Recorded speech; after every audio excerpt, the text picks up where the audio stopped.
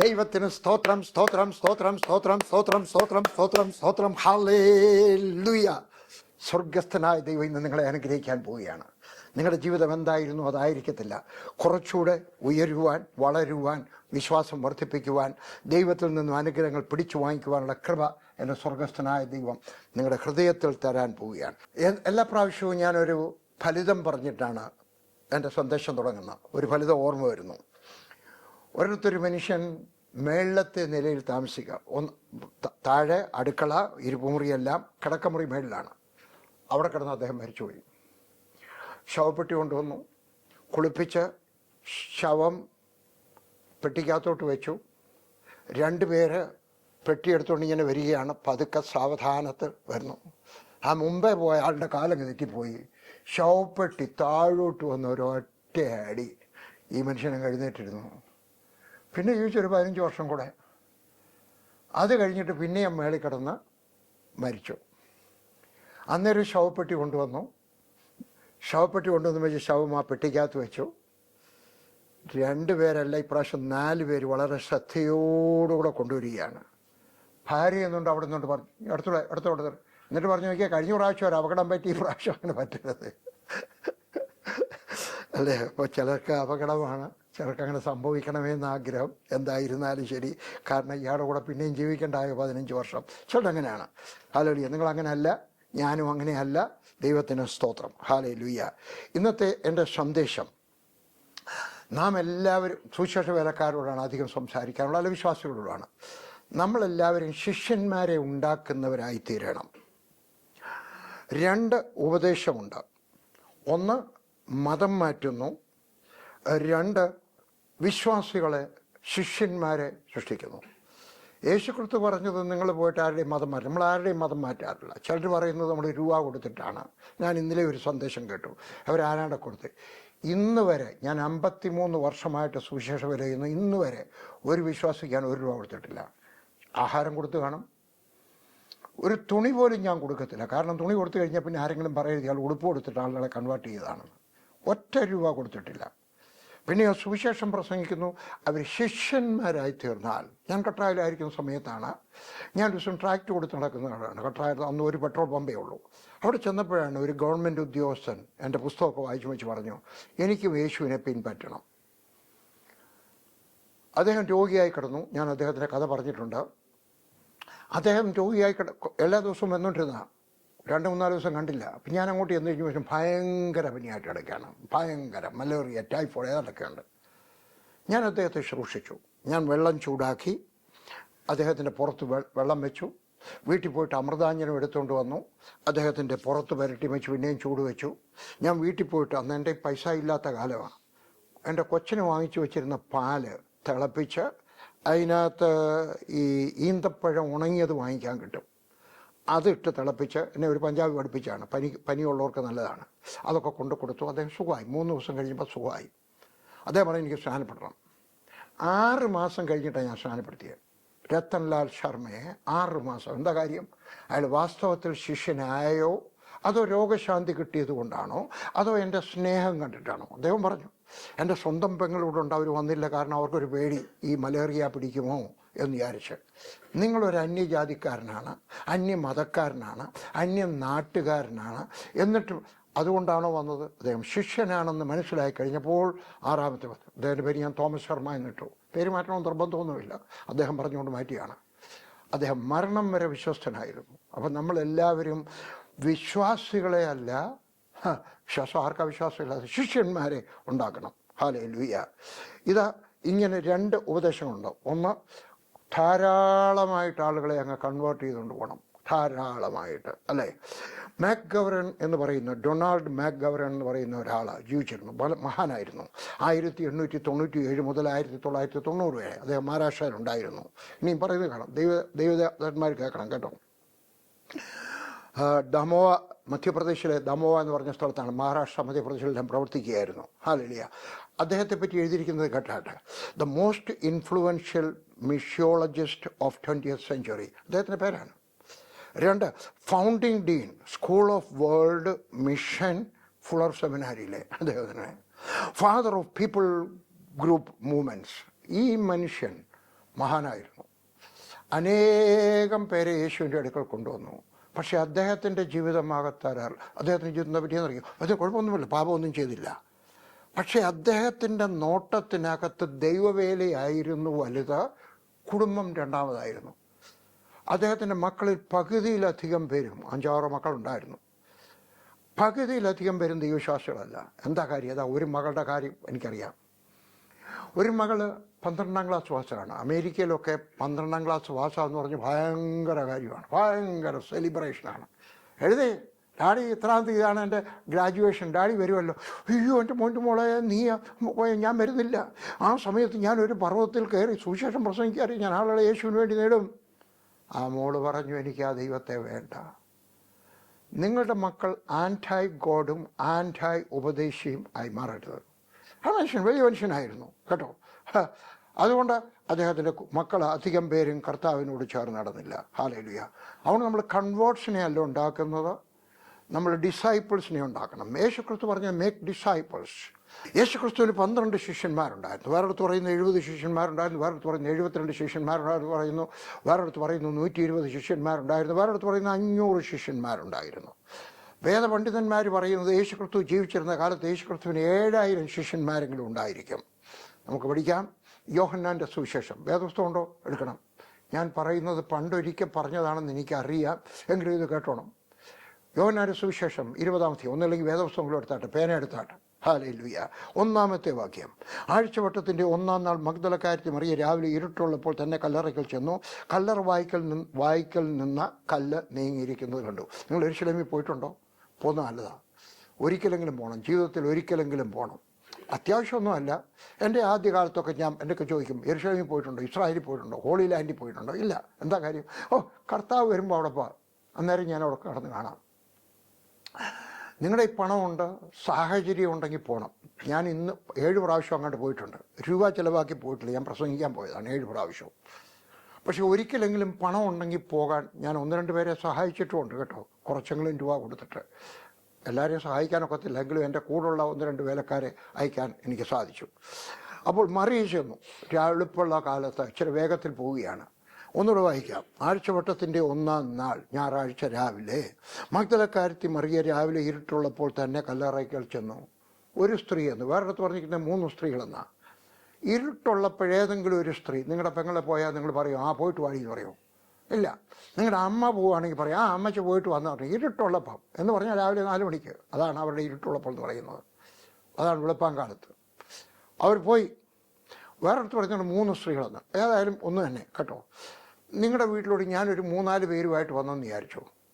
നിങ്ങൾ വേറൊരാളിനെ വിളിച്ചു, PG വർഗീസ് വന്നിരുന്നു. വേറൊരാൾ പറയും PG വർഗീസും 3 പേരും കൂടെ വന്നു. രണ്ടും ശരിയാ. അപ്പം ഇവിടെ 3 പേര് വന്നു, ഒരാൾ വന്നു. ഹല്ലേലൂയ.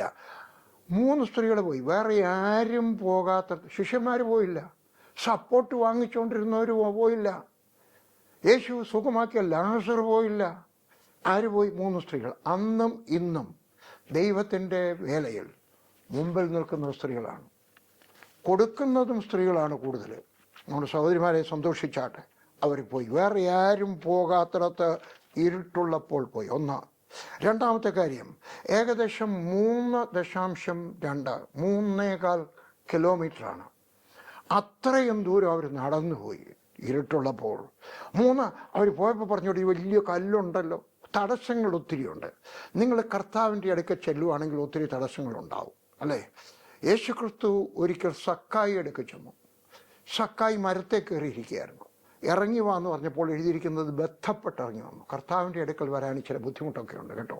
ചിലപ്പോൾ നിങ്ങളുടെ വീട്ടുകാരായിരിക്കും എതിരായിരിക്കുന്നത്, നിങ്ങളുടെ ഭർത്താവായിരിക്കാം എതിരായിരിക്കുന്നത്, നിങ്ങളുടെ കൂടെ ജോലി ചെയ്യുന്നിടത്ത് ജോലിക്കാരായിരിക്കാം എതിരായിരിക്കുന്നത്, ജോലി ഉദ്യോഗസ്ഥന്മാരായിരിക്കാം, ആരെങ്കിലുമൊക്കെ എതിരായി എന്തെങ്കിലും തടസ്സങ്ങളൊക്കെ ഉണ്ടാകും. വലിയൊരു കല്ല്. അതിനകത്ത് റോമൻ സർക്കാരിൻ്റെ മുദ്ര വെച്ചിട്ടുണ്ട്.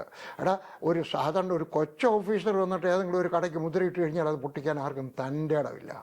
റോമൻ സർക്കാരിൻ്റെ മുദ്ര ആര് പൊട്ടിക്കും? തടസ്സങ്ങൾ. അവിടെ മുഴുവൻ പട്ടാളക്കാരുണ്ട്, ഒത്തിരി പട്ടാളക്കാരുണ്ട്. പക്ഷെ എന്നിട്ടും അവൾ പോയി.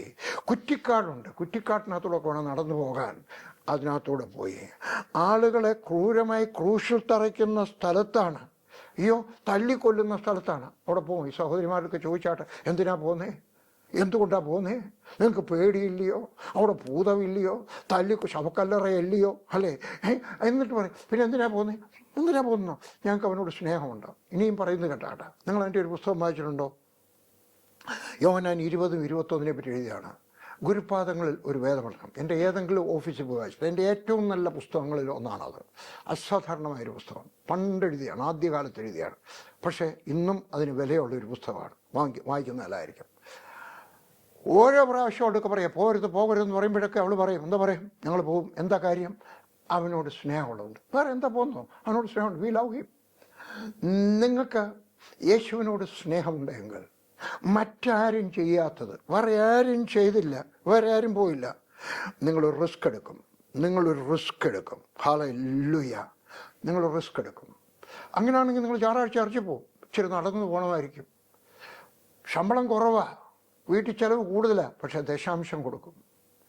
ഏതെങ്കിലുമൊക്കെ നിങ്ങളൊരു റിസ്ക് എടുക്കുന്ന വ്യക്തിയായിരിക്കും. ഞാൻ പട്ടാളത്തിലായിരിക്കുന്ന സമയത്തും റിസ്ക് എടുത്തു സുവിശേഷം ചെയ്യാനായിട്ട്. എനിക്കറിയായിരുന്നു ചിലപ്പോൾ എനിക്ക് പണിഷ്മെൻറ്റ് കിട്ടുമെന്ന്. പട്ടാളത്തിൽ അങ്ങനെയാണ്. അധികം മതത്തിലോട്ട് പോകുന്നത് പട്ടാളത്തിൽ ഒരിടത്തും സമ്മതിച്ചിട്ടില്ല. പക്ഷേ ഞാൻ റിസ്ക് എടുത്തു. ജോലി രാജിവെച്ചുകൊണ്ട് റിസ്ക് എടുത്തു. ഇപ്പോഴും ഞാൻ എടുക്കുന്ന പലതും റിസ്ക്കുകളാണ്.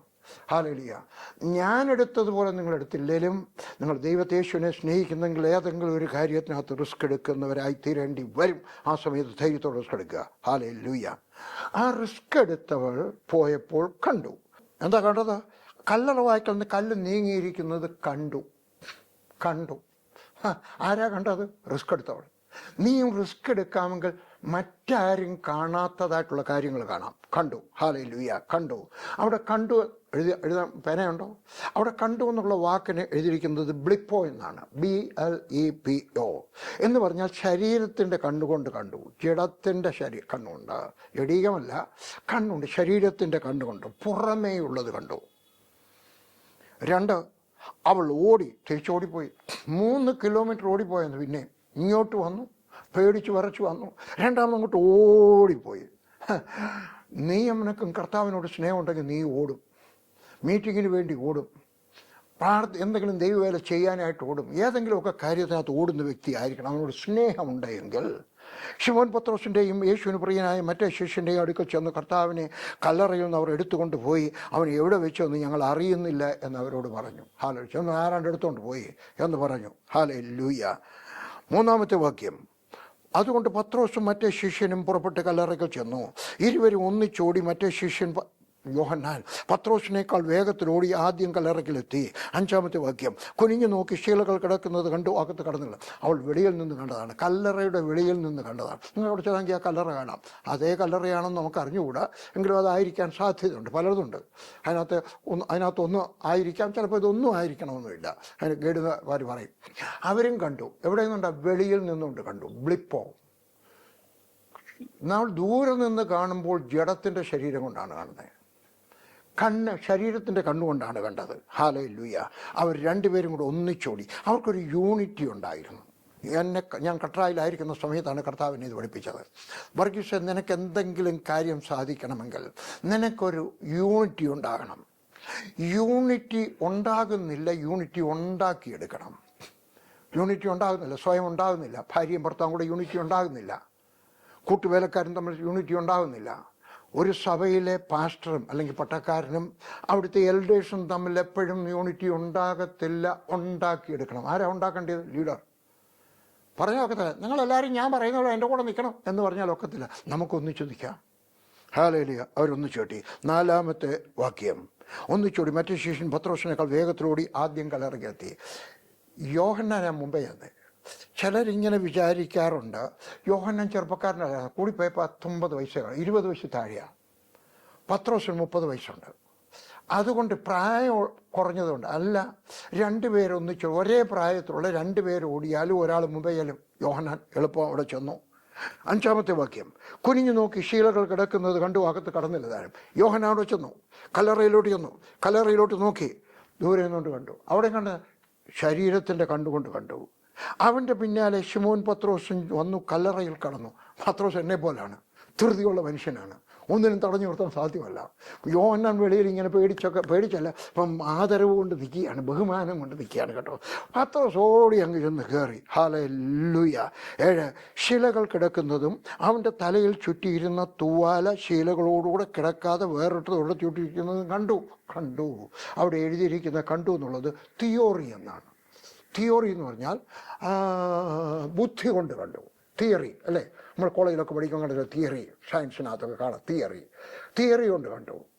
ആദ്യം കണ്ടത് ശരീരത്തിൻ്റെ കണ്ണുകൊണ്ട്, രണ്ടാമത് കണ്ടത് തിയറി കൊണ്ട് കണ്ടു. എന്താ കണ്ടത്? 2 തുണി അവിടെ കിടക്കുന്നു. ഒന്ന് വലിയൊരു നീളമുള്ള തുണി. ആ തുണിയുടെ നീളമൊക്കെ ഞാൻ എഴുതി വെച്ചിട്ടുണ്ട്, കേട്ടാട്ടെ. അതിൻ്റെ പേര് ഷ്രൗഡ് ഓഫ് ടൂറിൻ എന്നാണ്. ആർക്കെങ്കിലും വെബ് പേജിൽ പോയി കാണണമെങ്കിൽ നെറ്റിനകത്ത് കാണാം. ഷ്രൗഡ് ഓഫ് ടൂറിൻ ഇപ്പോഴും ഇറ്റലിയിലുണ്ട്. അത് 4 അതാണെന്ന് ഉറപ്പില്ല, അതായിരിക്കാം. അല്ലെന്ന് പറയുന്ന സയൻറ്റിസ്റ്റുമാരുമുണ്ട്, ആണെന്ന് പറയുന്ന സയൻറ്റിസ്റ്റുമാരുമുണ്ട്. കത്തോലിക്കയുടെ ചർച്ചിലാണ്. കത്തോലിക്കയുടെ ആയതുകൊണ്ട് ശരി അല്ലെന്ന് പറയേണ്ട ആവശ്യമില്ല, ശരിയാണെന്നും പറയേണ്ട ആവശ്യമില്ല. അതിൻ്റെ നീളം വീതി കേട്ടാട്ടെ 4.4 ഗുണം 1.1 എന്ന് പറഞ്ഞാൽ 14.5 അടി നീളം, 3.5 അടി വീതി, വലിയ നീളമുള്ള ഒരു തുണി. ഞാൻ ആ തുണി കണ്ടിട്ടുണ്ട്, ആ ഇറ്റലിയിലിരിക്കുന്ന തുണി കണ്ടിട്ടുണ്ട് കേട്ടോ. ഒത്തിരി നീളമുള്ള തുണി അതവിടെ കിടക്കുന്നു. അപ്പോൾ ഇങ്ങനെ രണ്ട് ഫോൾഡാണ്, ഒന്ന് അകത്തൂടെ ഒന്ന് പുറത്തൂടെ. എന്നാൽ യേശുക്രിസ്തുവിൻ്റെ തലയിൽ വെച്ചിരുന്ന റൂമാൽ, ചെറിയ തുണി, ഇതിൻ്റെ കൂട്ടത്തിൽ വയ്ക്കാതെ മാറ്റി വെച്ചിരിക്കുന്നത് കണ്ടു. ഇത് വേറെ അവിടെ ഇരിക്കുന്നു, തൊട്ടിട്ടില്ല, ഇത് ഇളക്കിയിട്ടില്ല, അങ്ങനെയാണ്, ഇളക്കിയിട്ടില്ല. എന്നാൽ ഈ ഹാൻകർച്ചീഫ് മടക്കി വെച്ചിരിക്കുന്നത് കണ്ടു. നിങ്ങൾ കണ്ടു കാണും അല്ലേ, ടെലിവിഷനകത്തൊക്കെ നോക്കിക്കഴിഞ്ഞാൽ അറബ് രാജ്യങ്ങളിൽ നിന്ന് വരുന്നവരും അവിടെ ഉള്ളവരും ഒക്കെ തലയിൽ ഒരു തുണി ഇട്ടേക്കും. അതുപോലുള്ള തലയിലിടുന്ന തുണി. യഹൂദന്മാർ പ്രാർത്ഥിക്കുമ്പോഴും തലയിൽ തുണി ഇടണമെന്നാണ്. അങ്ങനെ ആ തുണി അവിടെ കിടക്കുന്നത് കണ്ടു. മറ്റേ തുവാല ശീലകളോടുകൂടെ കിടക്കാതെ വേറിട്ടോട് ചുരുട്ടി വെച്ചിരിക്കുകയാണ്. ആരാ ഇത് ചുരുട്ടി വെച്ചത്? അവിടെ വേറെ ആരും വന്നിട്ടില്ല, യേശു ആയിരിക്കണം. എന്താണ് അതിൻ്റെ അർത്ഥം? ഈ തുണി തൊട്ടിട്ടില്ല, അവിടെ നല്ല തെളിവുണ്ടായിരുന്നു. യേശുക്രിസ്തുവിൻ്റെ ശരീരം ആരും ഈ തുണിക്കകത്തു നിങ്ങളത് കിടക്കുകയാണ്, ആ തുണിക്കകത്തുനിന്ന് ഒരാളിൻ്റെ ശരീരം ഊരിയെടുക്കാനൊക്കത്തില്ല. എൻ്റെ ഈ ഷർട്ട് വലിച്ചു കീറാതെ എൻ്റെ ശരീരം ആർക്കെങ്കിലും വെളിയിലെടുക്കാനൊക്കെ ഇല്ല. എൻ്റെ ശരീരം എൻ്റെ ഈ ഷർട്ട് വലിച്ചെറിയണോ? എന്നാൽ ഈ തുണി അവിടെ കിടക്കുകയാണ്, അത് തൊട്ടിട്ടില്ല. അവർ ശ്രദ്ധിച്ച് നോക്കിക്കഴിഞ്ഞപ്പോൾ അതിനകത്ത് വരേണ്ടിരുന്ന ചോരയും മരുന്നും ഒക്കെ അവിടെ തന്നെ ഉണ്ടായിരുന്നു. അവർക്ക് മനസ്സിലായി, താഴെ എഴുതിയിട്ടുണ്ട്, അവർക്ക് മനസ്സിലായി യേശുക്രിസ്തുവിൻ്റെ ശരീരം ആരും മറിയമെന്ന് പറഞ്ഞതുപോലെ മോഷ്ടിച്ചുകൊണ്ട് പോയതല്ല, പിന്നെ അവൻ ഉയർത്തെഴുന്നേറ്റതാണ്. എന്നാൽ ഈ റൂമാൽ അവിടെ മടക്കി വെച്ചിരുന്നു. ആരാണ് മടക്കിയത്? യേശു. എന്താണ് അവിടുത്തെ സന്ദേശം? എന്തിനാണ് ഈ യഹൂദന്മാർ തലയിൽ കൂടെ തുണിയിടുന്നത്? ഒരു തുണി ഇടുന്നു, ഞാൻ വേറൊരു തുണി ഇടാൻ പോവാണ്, ഇതിട്ടാലും കുഴപ്പമൊന്നുമില്ല, വേറൊരു തുണി, തലയിലിടുന്ന തുണി. എന്തിനാണ് അവർ ആ തുണി ഇടുന്നത്? അവിടെ വലിയ ചൂടുള്ള ആളാണ്, ഭയങ്കര വെയിലാണ്. അപ്പോൾ അവരുടെ തലയെ പ്രൊട്ടക്റ്റ് ചെയ്യാനായിട്ടാണ്. രണ്ടാമത്തെ ഒരു കാര്യമുണ്ട്, എപ്പോഴെങ്കിലും കണ്ണുനീർ ഒഴുകിപ്പോയാൽ അവർക്ക് ഈ റൂമാലെടുത്തിട്ട് അവരുടെ കണ്ണുനീർ തുടയ്ക്കാം. അവിടെ പൊടിക്കാറ്റാണ്, മണലല്ല, പൊടിക്കാറ്റ്. ഗൾഫിലുള്ളവരൊക്കെ ചോദിക്കണം, മണലല്ല, പൊടിക്കാറ്റ്. നമ്മുടെ ഗോതമ്പ് മാവ് പോലിരിക്കും. ഞാൻ കണ്ടിട്ടുണ്ട് 2 പ്രാവശ്യം പൊടിക്കാറ്റ് ഉയർന്നു കഴിഞ്ഞാൽ 2 ദിവസമോ 2.5 ദിവസമോ ഒക്കെ കഴിഞ്ഞിട്ടേ പൊടിക്കാറ്റ് താഴെ വീഴത്തുള്ളൂ. ഒരു ദിവസത്തിന് മുമ്പേ ഒരിക്കലും വരത്തില്ല. അങ്ങനെ അന്തരീക്ഷത്തിൽ ഇങ്ങനെ പറന്ന് നടക്കും. അപ്പോൾ അതിലെ കൂടെ നടക്കുന്നവരെല്ലാം കൂടെ കണ്ണിനകത്ത് പതിയും. അത് പതി കഴിഞ്ഞാൽ കണ്ണുനീരൊഴുകും. ആ സമയത്ത് അവരെന്ത് ചെയ്യും?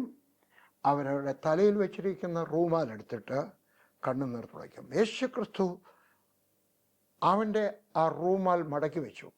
അവൻ അതിനകത്തൊരു സന്ദേശം കൊടുക്കുകയാണ്. ഇത് മാറ്റി വെച്ചു. എന്താ കാര്യം? ശിഷ്യന്മാർ വന്നു കഴിയുമ്പോൾ ഇത് രണ്ടും കൂടെ ഒന്നിച്ചിരിക്കുവാണെങ്കിൽ അവർ കണ്ടില്ലെന്ന് വരും. ഇല്ല, അവർ കാണണം.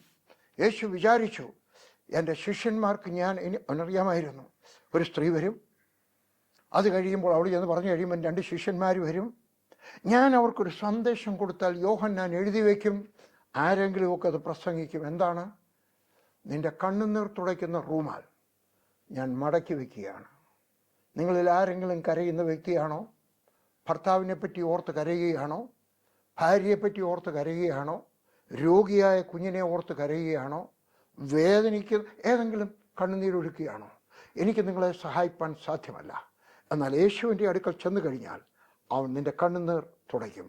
ചിലർ പ്രാർത്ഥിക്കാനായിട്ട് എൻ്റെ ഓഫീസിൽ അവർ വന്നു കഴിയുമ്പോൾ അവരുടെ പ്രയാസങ്ങളൊക്കെ പറയും. പ്രത്യേകിച്ച് സഹോദരന്മാർ കുറച്ച് കരയും, സഹോദരിമാർ നീട്ടിക്കരയും. കരയുമ്പോൾ എൻ്റെ മേശയുടെ അടിയിൽ വെച്ചിരിക്കുന്നതായിട്ട് ടിഷ്യൂ പേപ്പർ എടുത്ത് ഞാൻ അവരുടെ വെക്കും.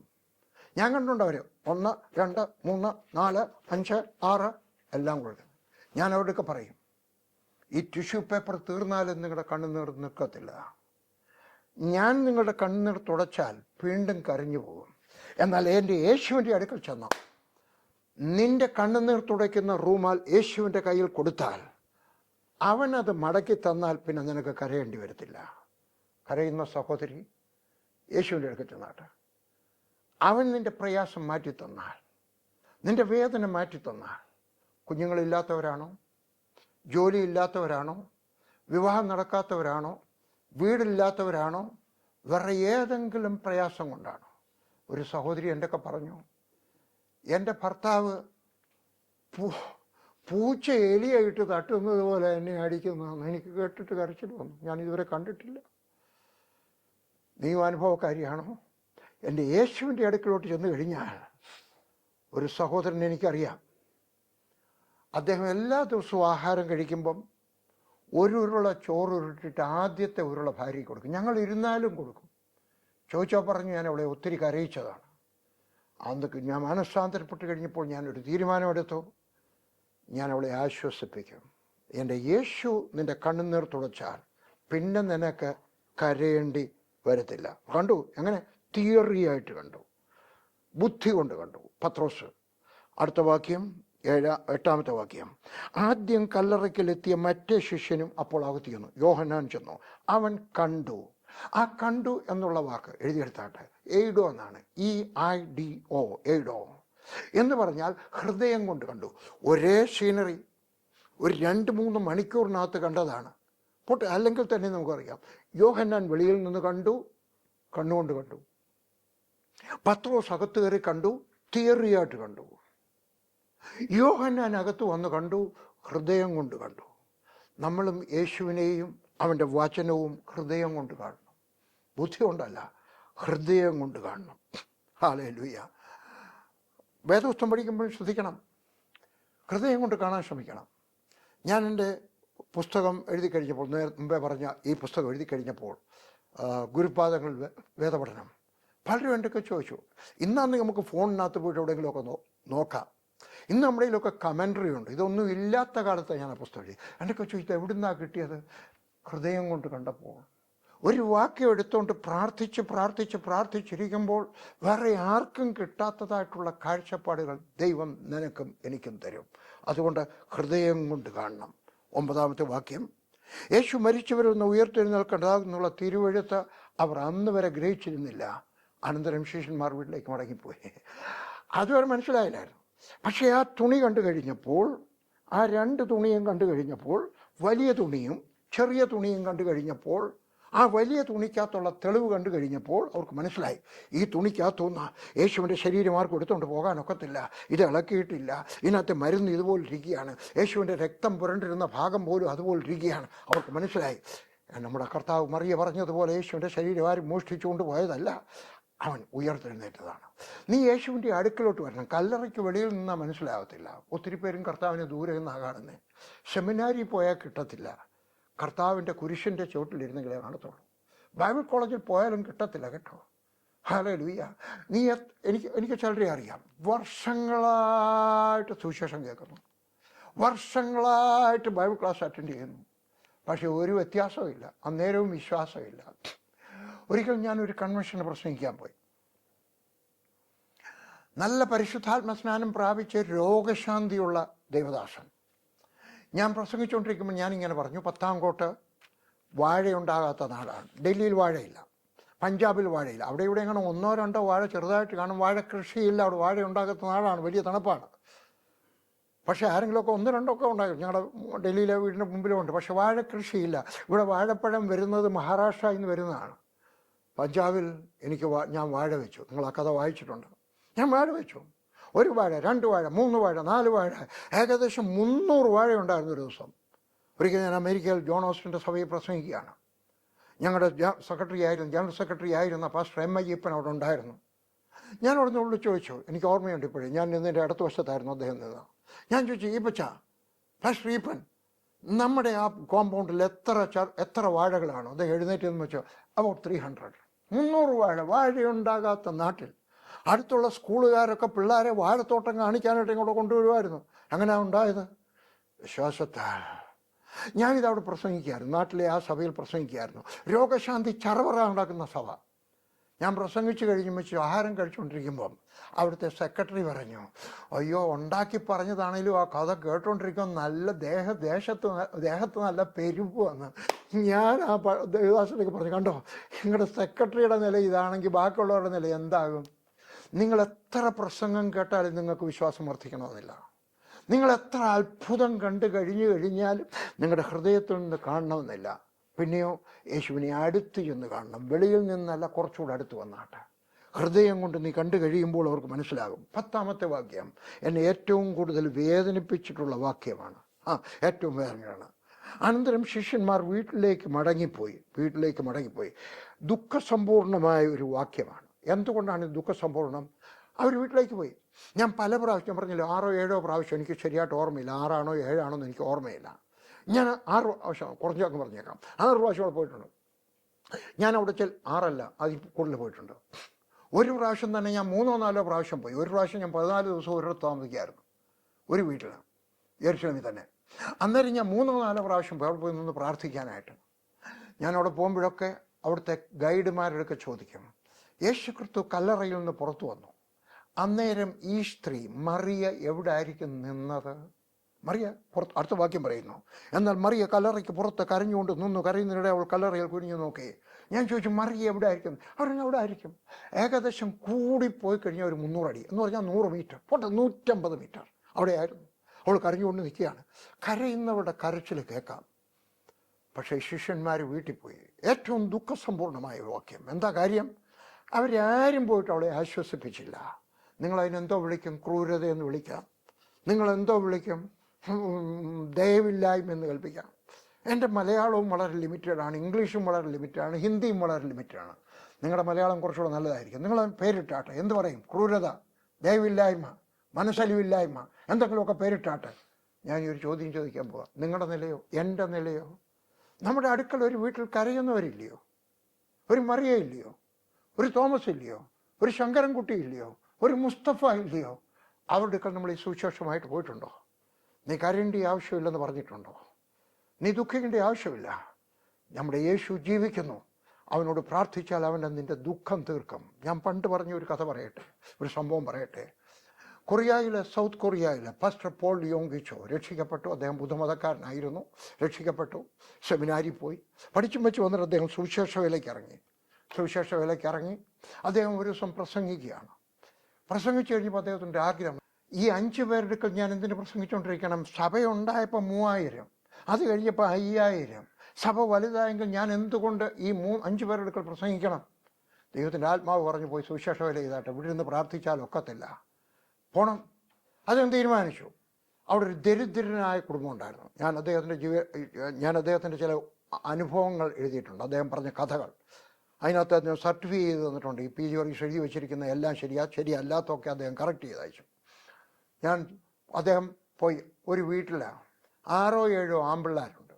അപ്പൻ കള്ളുകുടിയൻ, അമ്മ കൊച്ചു കിറുകിയ ഇതിൻ്റെ സമ്മർദ്ദത്തിനകത്ത്, മക്കളെല്ലാം പിഴ. അദ്ദേഹം വിചാരിച്ചു അവിടെ പോയി സുവിശേഷം പറയാം, രക്ഷിക്കപ്പെട്ടാൽ ഒറ്റ അടിക്കായിട്ട് വേറെ കിട്ടുമല്ലോ. അദ്ദേഹം അവിടെ ചെന്ന് കതവിന് പൊട്ടി. ആ സ്ത്രീ വന്ന് കഥ തുറന്നു. എന്താ കാര്യം? അവിടെ പട്ടിയുടെ ആവശ്യമില്ലായിരുന്നു. അവർ വർത്തമാനം പറഞ്ഞു. എന്താ കാര്യം? പറഞ്ഞു, ഞാൻ സ്വർഗത്തെപ്പറ്റി പറയാൻ വന്നാണ്. സ്വർഗം അങ്ങനൊരു സ്ഥലം ഉണ്ടെങ്കിൽ ഞാൻ പോകുന്നില്ല, ഇവിടെ തന്നെ സഹിക്കാൻ വയ്യ, എനിക്ക് വേണ്ട. കഥ അങ്ങ് അടച്ചു. അദ്ദേഹം വീട്ടിൽ പോയിട്ട് പ്രാർത്ഥിച്ച, ദൈവമേ, ഞാൻ പറഞ്ഞിട്ട് അവർ കേട്ടില്ലല്ലോ. പറഞ്ഞു, നീ സുവിശേഷം പറഞ്ഞില്ല. ഓ ശരിയാ, നരകത്തെപ്പറ്റി പറഞ്ഞില്ല. അദ്ദേഹം അടുത്ത ദിവസം ചെന്ന് കഥന് പൊട്ടി. ആ സ്ത്രീ കഥ, എന്താ പിന്നെ വന്നതെന്ന് ചോദിച്ചു. പറഞ്ഞു, ഒരു നരകമുണ്ട്, മാനസാന്തരപ്പെട്ടില്ലെങ്കിൽ നരകത്തിൽ പോകും. നരകം ഉണ്ടെങ്കിൽ അങ്ങോട്ട് പോയിക്കളാം, അത് ഇവിടുത്തേനേക്കാൾ കുറച്ചുകൂടെ സുഖമായിരിക്കും. കഥ അങ്ങ് അടച്ചു. അദ്ദേഹം വീട്ടിൽ പോയി പ്രാർത്ഥിച്ചു. ദൈവത്തിൻ്റെ ആത്മാവ് പറഞ്ഞു, നീ സുവിശേഷം പറഞ്ഞില്ല. അദ്ദേഹത്തിന് കാര്യം മനസ്സിലായി. അടുത്ത ദിവസം ചെന്ന് കഥ കൊണ്ട് കൊട്ടി. ആ സ്ത്രീ വന്ന് കഥ കൊട്ടി. എന്താ വന്നേ? പറഞ്ഞു, നോക്കിയേ, നീ യേശുക്രിസ്തുവിനെ രക്ഷിതാവാക്കി സ്വീകരിക്കാമെങ്കിൽ നിന്റെ ഈ നരകതുല്യമായ ജീവിതം സ്വർഗമാക്കി തീർക്കുവാൻ ദൈവത്തിന് കഴിയും. നേരാന്നോ? ആ സ്ത്രീ രക്ഷിക്കപ്പെട്ടു, അവിടെ ഭർത്താവ് രക്ഷിക്കപ്പെട്ടു, മക്കൾ രക്ഷിക്കപ്പെട്ടു. ആ സ്ത്രീയും ഭർത്താവും അദ്ദേഹത്തിൻ്റെ സഭയിലെ എൽഡേഴ്സായിരുന്നു. നമ്മൾ എന്ത് ചെയ്യണം? ഹല്ലേലൂയ, വിശ്വാസത്തോടെ പറയണം. ആരോടെങ്കിലും ഒക്കെ പറയണം. മുസ്തഫയോട് പറയണം, മുഹമ്മദ് കുട്ടിയെടുക്ക പറയണം, ശങ്കരൻ കുട്ടിയെടുക്ക പറയണം, മോഹനൻ നായരുടെയൊക്കെ പറയണം, തോമസ് കുട്ടിയെടുക്ക പറയണം, ഏലിയാമ്മയുടെയൊക്കെ പറയണം. നിങ്ങളുടെ അടുക്കൽ ഒരു കരയുന്ന ഒരു മറിയുണ്ടോ? നമ്മൾ പോകണം. അതിന് ദിനകരൻ വരത്തില്ല. ഏർച്ചാട്ടനൊക്കെ പറയും, വർഗീസ് ബ്രദർ ഞങ്ങളുടെ ഗ്രാമത്തിൽ വന്നൊന്ന് പ്രസംഗിച്ചാട്ടെ. ഞാൻ വരേണ്ട ആവശ്യമില്ല, നിങ്ങൾ പ്രസംഗിച്ചാട്ടെ, ഒരു പുസ്തകം കൊടുത്താട്ടെ, എന്തെങ്കിലുമൊക്കെ ചെയ്താട്ടെ. ഹല്ലേലൂയ. അതുകൊണ്ട് അവൻ സുവിശേഷം പറഞ്ഞില്ല. അവർ വീട്ടിൽ പോയി. കാരണം അവർക്ക് ഉറക്കമായിരുന്നു കുറച്ചുകൂടെ നോട്ടം, അവർക്ക് ബ്രേക്ക്ഫാസ്റ്റ് കഴിക്കുന്നതായിരുന്നു കുറച്ചുകൂടെ നോട്ടം. അതുകൊണ്ട് അവരവരുടെ വീട്ടിലേക്ക് പോയി. ഹല്ലേലൂയ. എന്നിട്ട് എഴുതിയിരിക്കുക 11-ാമത്തെ വാക്യത്തിനകത്ത് എഴുതിയിരിക്കുകയാണ്, എന്നാൽ മറിയ കല്ലറയ്ക്കൽ കരഞ്ഞുകൊണ്ട് നിന്നു. കരയുന്നതിനിടെ അവൾ കല്ലറയിൽ കുനിഞ്ഞു നോക്കി. She was expecting. അവൾക്ക് നോട്ടമുണ്ടായിരുന്നു. നിങ്ങളും പ്രാർത്ഥിക്കുന്ന സമയത്ത്, കരയുന്ന സമയത്ത് നിങ്ങൾക്കൊരു പ്രതീക്ഷ ഉണ്ടായിരിക്കട്ടെ. എന്താ പ്രതീക്ഷ? എൻ്റെ ദുഃഖം മാറും, എൻ്റെ വേദന മാറും. ജോണോസിൻ്റെ കഥ പറയുകയാണ്. എൻ്റെ ആളുകൾ ചോദിക്കും, എന്താ ജോണോസിൻ്റെ കഥ എപ്പോഴും പറയും? എനിക്കത് വളരെ അടുത്തറിയാവുന്ന ഒരു മനുഷ്യനായതുകൊണ്ട് പറയുകയാണ്. അദ്ദേഹത്തിൻ്റെ ഭാര്യയ്ക്ക് ക്യാൻസറായി. 1981 ക്യാൻസറായി കഴിഞ്ഞപ്പോൾ ആശുപത്രി അഡ്മിറ്റ് ചെയ്യുകയാണ്. ഡോക്ടർ പറഞ്ഞു, ഇനി ഞങ്ങൾക്ക് ചികിത്സിക്കാൻ മരുന്നൊന്നുമില്ല, വീട്ടിൽ കൊണ്ടുപോയിട്ട് അവൾ സമാധാനത്തോടെ മരിക്കട്ടെ. അദ്ദേഹം പറഞ്ഞു, എനിക്ക് വേറൊരു പ്ലാനുണ്ട്. മരിക്കുന്ന പ്ലാനല്ല. വീൽ ചെയറിലിരുത്തി. അദ്ദേഹം പറഞ്ഞു, എങ്ങും നിർത്തിയില്ല, കാറിനകത്തൊന്നും ഇറക്കി ഞാൻ വാതിക്കൽ എങ്ങും നിർത്തിയില്ല, സിറ്റിംഗ് റൂമിൽ എങ്ങും നിർത്തില്ല, ബെഡ്റൂമിലോട്ട് കൊണ്ടുവന്നു. എന്നിട്ട് ഞാൻ ബെഡ്റൂമിലോട്ട് കടത്തി കഴിയുമ്പോൾ ഞാൻ മുട്ടുകുത്തിക്കൊണ്ട് പ്രാർത്ഥിച്ചു, എൻ്റെ ദൈവമേ, നീ എന്നോട് പറഞ്ഞത് വേദപുസ്തകത്തിൽ എഴുതിയിരിക്കുന്നത് നിൻ്റെ യൗവനത്തിലെ ഭാര്യയോടുകൂടെ രമിച്ചുകൊള്ളുക. അതുകൊണ്ട് ഞാൻ വിശ്വസിക്കുകയാണ്, എൻ്റെ ഈ യൗവനത്തിലെ ഭാര്യ, വേറൊരു ഭാര്യയല്ല, ഈ ഭാര്യയെ കർത്താവ് നീ എനിക്ക് അറിയണം. ആ സ്ത്രീയുടെ ഹീൽഡ് ഫ്രം ക്യാൻസർ എന്ന് പറഞ്ഞൊരു പുസ്തകമുണ്ട്. ഞങ്ങൾ പ്രസിദ്ധീകരിച്ചിട്ടുണ്ട്. ഹിന്ദിയിലും മലയാളത്തിലും ഇംഗ്ലീഷിലും പ്രസിദ്ധീകരിച്ചിട്ടുണ്ട്. ഇപ്പോഴും ഞങ്ങളുടെ ഈ സ്റ്റോക്കില്ല, തീർന്നുപോയി. എവിടെയെങ്കിലും കിട്ടിയാൽ വാങ്ങിച്ചാട്ടാ. ആ സ്ത്രീ പറഞ്ഞു, അതിനകത്ത് എഴുതിയിട്ടുണ്ട്, പുസ്തകത്തിനകത്ത് വേണ്ടി ഞാൻ പറയുന്നതും കേട്ടു. അവരുടെ കല്യാണ ഫോട്ടോ എടുത്തു വെച്ചു. ആ കല്യാണ ഫോട്ടോയിലോട്ട് നോക്കിയിട്ട് പറഞ്ഞു, എൻ്റെ കർത്താവേ, നീ എന്നെ സൗഖ്യമാക്കി കഴിയുമ്പോൾ ഞാൻ കല്യാണ ദിവസം എന്തുമാത്രം സുന്ദരിയായിരുന്നുവോ അത്രയും സൗന്ദര്യം. കല്യാണം കഴിഞ്ഞും വെച്ച് അവർക്ക് മക്കളൊക്കെ ഉണ്ടായി. 5 മക്കളും ഉണ്ടായി. അപ്പോൾ വർഷങ്ങൾ ഒത്തിരി കഴിഞ്ഞു. പറഞ്ഞു, അതുപോലെ ഇരിക്കണം. എല്ലാ ദിവസവും പറഞ്ഞു. എന്നിട്ട് അവരെഴുതിയിരിക്കുകയാണ്, 4 വർഷം പറഞ്ഞു, എല്ലാ ഞായറാഴ്ച ആരാധനിക്കും. അവിടെ ചെന്ന് ദൈവനാമത്തിന് മഹത്വം ഉണ്ടാകട്ടെ, യേശുക്രിസ്തുവിൻ്റെ അടിപ്പിണരുകളാൽ എനിക്ക് സൗഖ്യമായി തീർന്നു. സൗഖ്യമായില്ല. 4 വർഷം കഴിഞ്ഞപ്പോഴാണ് ചെറിയൊരു അനക്കം കണ്ടത് ശരീരത്തിനകത്ത്. പക്ഷെ 4 വർഷം കഴിഞ്ഞു. 81 രോഗിയായി. 86-ാമത്തെ വർഷത്തിൽ അവർ സൗഖ്യമായി. കഴിഞ്ഞ മാസത്തിലാണ് മരിച്ചത്. ജൂലൈ മാസം 31-ാം തീയതിയാണ് മരിച്ചത്. 91-ാമത്തെ വയസ്സിൽ. ഞാൻ ഈ പറഞ്ഞതിൻ്റെ അർത്ഥം എന്താണെന്ന് നീ പറയണം, വിശ്വസിക്കണം, നീ പ്രതീക്ഷിക്കണം. Hallelujah, hallelujah. ഉയർത്തെഴുന്നേറ്റവനായ എൻ്റെ യേശുക്രിസ്തു എൻ്റെ പ്രശ്നങ്ങൾക്ക് പരിഹാരം സാധിച്ചു തരും. അവൻ എനിക്ക് വേണ്ടി അത്ഭുതം ചെയ്യും. എൻ്റെ മകളുടെ വിവാഹം നടത്തി തരും. എൻ്റെ മകന് കുഞ്ഞുണ്ടാകും. എനിക്ക് ജോലി കിട്ടും. എൻ്റെ ചെറ്റപ്പര മാറും. നല്ല വീടുണ്ടാകും. എൻ്റെ കടഭാരത്തിൽ നിന്ന് പുറത്തു വരും. എൻ്റെ സഭ വലുതായി തീരും. ദൈവദാസന്മാരൊക്കെ പറയുകയാണ് കേട്ടോ. ഒത്തിരി പേര് ഇരുന്ന് പ്രാർത്ഥിക്കത്തുള്ളൂ. പക്ഷേ പോളിയോയും കിച്ചോ ചെയ്ത പോലെ ചില വീടുകളിലൊന്നും പോകത്തില്ല. ഒരു ചോദ്യം ചോദിക്കുമ്പോൾ ദൈവം പിണങ്ങല്ലേ? ഏതെങ്കിലും വീട്ടിൽ പോയോ? ഏതെങ്കിലും ആശുപത്രി പോയോ? എനിക്കറിയാം പരിമിതികളുണ്ടെന്ന്. പക്ഷേ പരിമിതികൾക്കപ്പുറത്ത് നമുക്ക് എല്ലാവർക്കും പ്രവർത്തിക്കാൻ കഴിയും. ഹല്ലേലൂയ. 15-ാമത്തെ വാക്യം. ഹല്ലേലൂയ. താഴോട്ട് വായിച്ചിട്ട് പോകാം. യേശുവിൻ്റെ ശരീരം കിടന്നിരുന്ന ഇടത്ത് വെള്ളവസ്ത്രം തേച്ച 2 ദൂതന്മാർ ഒരു തലയ്ക്കലും ഒരു കാൽക്കലും ഇരിക്കുന്നത് കണ്ടു. അവർ അവളോട്, സ്ത്രീയെ നീ കരയുന്നത് എന്താ എന്ന് ചോദിച്ചു. ഹല്ലേലൂയ. 13-ാമത്തെ അവർ അവളോട്, സ്ത്രീയെ നീ കരയുന്നത് എന്താ എന്ന് ചോദിച്ചു. എൻ്റെ കർത്താവിനെ എടുത്തുകൊണ്ടുപോയി അവിടെ എവിടെ വെച്ചോ എന്ന് ഞാൻ അറിയുന്നില്ല എന്ന് അവളോട് പറഞ്ഞു. ഹല്ലേലൂയ. ഇത് പറഞ്ഞിട്ട് അവൾ പിന്നോക്കം തിരിഞ്ഞു. യേശു നിൽക്കുന്നത് കണ്ടു. യേശു അറിഞ്ഞില്ല താനും. ഹല്ലേലൂയ. അവൾക്കൊരാഗ്രഹം. യേശുവിനെ എവിടെ വെച്ചത്? നിനക്കൊരു വലിയ ആഗ്രഹം ഉണ്ടായിരിക്കണം, യേശുവിനെ കാണണം. നമ്മൾ ശരീരം, ഞാൻ ഇന്ന് വരെ എൻ്റെ യേശുവിനെ എൻ്റെ കണ്ണുകൊണ്ട് കണ്ടിട്ടില്ല. പക്ഷേ ഞാൻ യേശുവിനെ എൻ്റെ പുസ്തകത്തിനകത്ത് കാണുന്നു. ഞാൻ പ്രാർത്ഥിക്കുമ്പോൾ വിശ്വാസത്താൽ കാണുന്നു. Hallelujah, hallelujah. Nobody must stop U. നീ പോലും നിന്നെ നിർത്തരുത്. അവനെ അന്വേഷിച്ചുകൊണ്ടിരിക്കുക പ്രാർത്ഥിക്കുന്ന സമയത്ത്. ഞാൻ പ്രാർത്ഥിക്കുന്ന അത്രയും സമയം പ്രാർത്ഥിക്കാൻ നിങ്ങൾക്ക് കിട്ടത്തില്ലെന്ന് എനിക്കറിയാം. നിങ്ങൾ ജോലിക്കാരാണ്. സ്ത്രീകൾക്ക് അടുക്കളയിൽ ജോലിയുണ്ട്, അല്ലെ പുരുഷന്മാർക്ക് വേറെ എവിടെയെങ്കിലുമൊക്കെ ജോലിക്ക് പോകണം. എങ്കിലും നിൻ്റെ സമയങ്ങൾ എടുത്തിട്ട് കർത്താവിനോട് സംസാരിച്ചാട്ടെ. ഹല്ലേലൂയ. എന്നിട്ട് പറയുന്നുണ്ട്, അവൻ എവിടെ വെച്ചിരുന്ന് പറഞ്ഞാട്ടെ, ഞാൻ എടുത്തുകൊണ്ട് പോയിക്കോളാം. എൻ്റെ പെങ്കൊച്ചെ, സഹോദരി, 33 വയസ്സുള്ള ഒരു മനുഷ്യനെ എടുത്തുകൊണ്ട് പോകാൻ നിന്നെ കൊണ്ടൊക്കുമോ? ഇല്ല.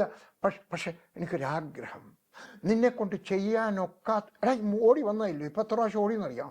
3.25 കിലോമീറ്റർ ഇങ്ങോട്ട് വന്നു, 3.25 കിലോമീറ്റർ അങ്ങോട്ട് ഓടിപ്പോയി, 3.25 കിലോമീറ്റർ ഇനി എടുത്തുകൊണ്ട് പോകാൻ. മറ്റാരും ചെയ്യാനൊക്കാത്തത് ചെയ്യാൻ ഒരു വലിയൊരാഗ്രഹം, ദൈവത്തിന് വേണ്ടി ചെയ്യാൻ. ഹല്ലേലൂയ. ട്രാക്ട് കൊടുക്കാനാകാം, രോഗികൾക്ക് വേണ്ടി പ്രാർത്ഥിക്കുന്നതായിരിക്കാം, അടുത്ത വീടുകളിലൊക്കെ പോകുന്നതായിരിക്കാം, ഏതെങ്കിലുമൊക്കെ ചെയ്യാൻ ഒരാഗ്രഹം. ദശാംശം കൊടുക്കുന്നതായിരിക്കാം, ദേവദാസന് ചോറ് കൊടുക്കുന്നതായിരിക്കാം. ഒന്നും അല്ലെങ്കിൽ ദേവദാസന് ബാഗൊക്കെ എടുത്തുകൊണ്ടൊക്കരുതോ? എന്തെങ്കിലുമൊക്കെ ചെയ്യാനൊക്കത്തില്ലോ? നിങ്ങൾക്ക് അറിയാൻ വയ്യാത്തൊരു എന്ത് ചെയ്യണമെന്ന് അറിയാൻ വയ്യായെങ്കിൽ ഞാൻ എൻ്റെ മക്കൾക്ക് കൊടുത്തിരിക്കുന്ന ഉപദേശം കേട്ടാട്ടെ. നിങ്ങളുടെ പാസ്റ്ററോട് ചോദിച്ചാട്ടെ, നിങ്ങളുടെ പട്ടക്കാരനോട് ചോദിച്ചാൽ എനിക്കൊരു ജോലി തന്നാട്ടെ, ജോലി തരും. സകലർക്കും. ഒരു സഭയിൽ 3000 പേരുണ്ടെങ്കിൽ ഞാൻ ആത്മാർത്ഥമായിട്ട് വിശ്വസിക്കുന്ന ഒരു കാര്യമാണ്, ആ 3000 പേർക്കും ആ സഭയിൽ ഒരു ജോലി ഉണ്ടായാൽ, അല്ലെങ്കിൽ സഭയുമായിട്ട് ബന്ധപ്പെട്ട ഒരു ജോലി പുറത്തുണ്ട്, ചെയ്യാൻ തയ്യാറുണ്ടെങ്കിൽ, നിനക്ക് മനസ്സുണ്ട് എങ്കിൽ. ഹല്ലേലൂയ. എന്നിട്ട് പറഞ്ഞു 15-ാമത്തെ വാക്യം, യേശുവോട് സ്ത്രീ എന്നീ കാര്യം. ദൈവദൂതന്മാർ ചോദിച്ച ചോദ്യം. യേശു ക്രിസ്തു ഉയർത്തെഴുന്നേറ്റിട്ട് ആദ്യം പറഞ്ഞ വാചകം എന്താണ്? ചിലർ വായിക്കുന്ന ഹല്ലേലൂയ എന്ന് പറഞ്ഞാണോ? ചില വീടുകളിലൊക്കെ ചിലപ്പോൾ ഞാൻ കണ്ടിട്ടുണ്ട്, യേശു ക്രിസ്തുവിൻ്റെ ഉയർത്തെഴുന്നേറ്റ് വരുന്ന ഒരു കൊടിയും പിടിച്ചുകൊണ്ട്, ഒരു വെളുത്ത കൊടിയും പിടിച്ചുകൊണ്ട്.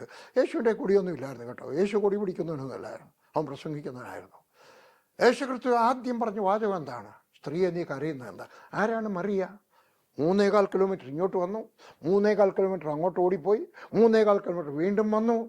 ബാക്കി ശിഷ്യന്മാർ വീട്ടിൽ പോയിട്ടും പോകാതെ നിൽക്കുന്ന ഒരു സ്ത്രീ.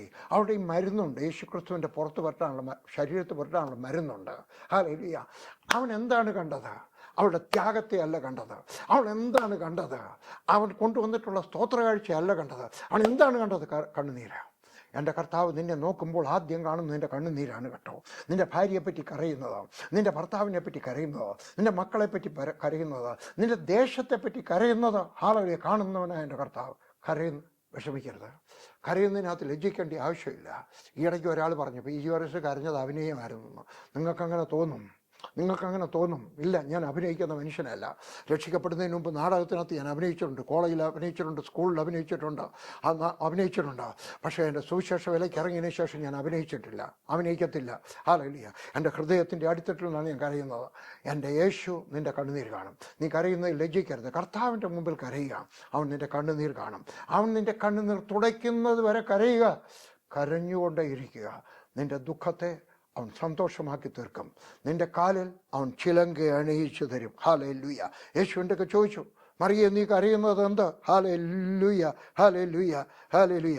എന്നിട്ട് പറയാണ്, ഞാൻ അവനെ എടുത്തുകൊണ്ട് പോയിക്കോളാം. യേശു അവളുടെ ആ ആഗ്രഹത്തെ കണ്ടു, അവളുടെ ആ പാഷനെ കണ്ടു, അവളുടെ അമിത സ്നേഹത്തെ കണ്ടു. ഹല്ലേലൂയ. യേശു അവളോട് മറിയേ എന്ന് പറഞ്ഞു. ഹല്ലേലൂയ.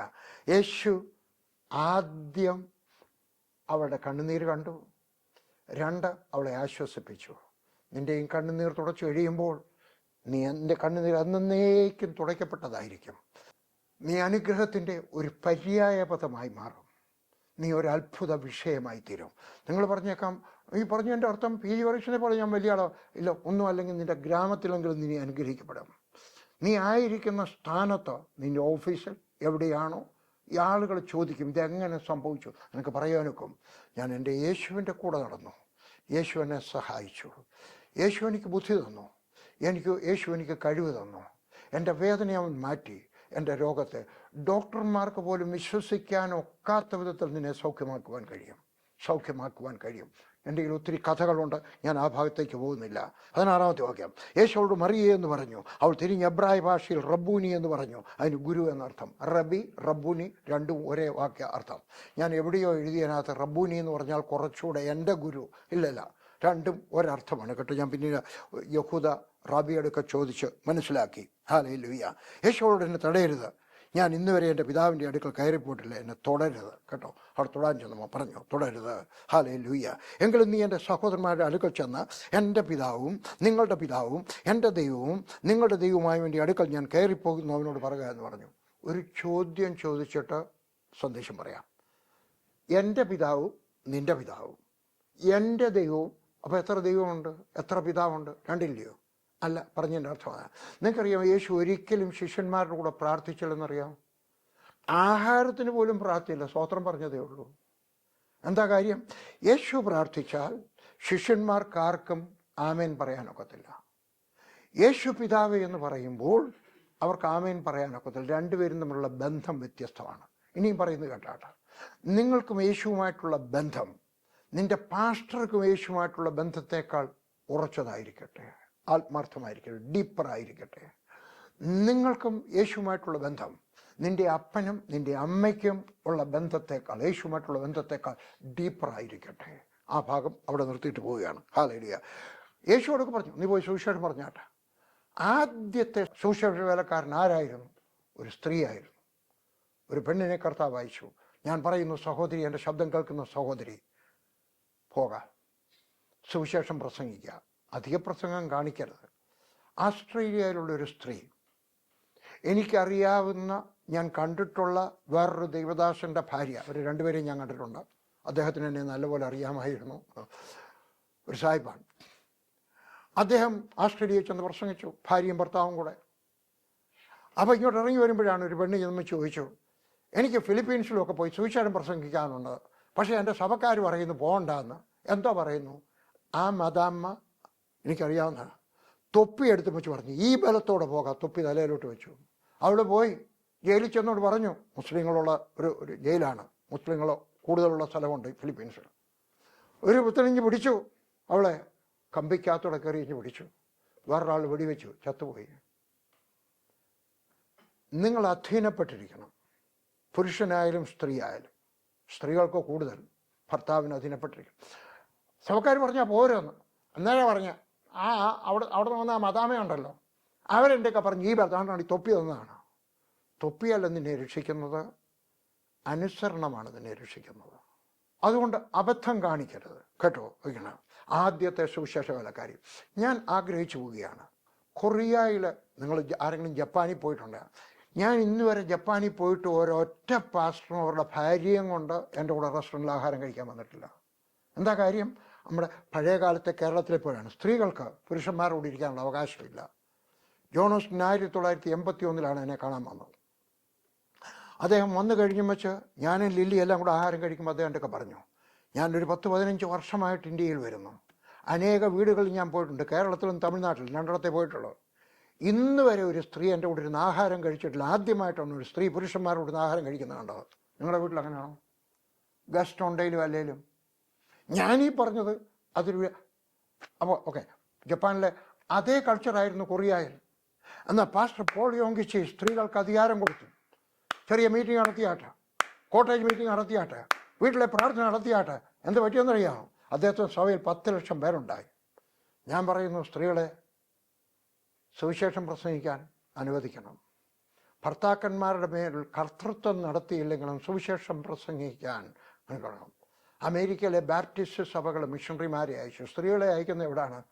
അമേരിക്ക വേണ്ട, ഇന്ത്യയെ പോ, വേറെ എവിടെയെങ്കിലും പോ, പുറജാതികളുടെയൊക്കെ പറഞ്ഞാൽ മതി. നമുക്കൊരു വ്യത്യാസം ഉണ്ടാകണം. നമുക്ക് സ്ത്രീകൾക്ക് സുവിശേഷം യേശു ക്രിസ്തു അയച്ചെങ്കിൽ നമ്മൾ വായിക്കണം.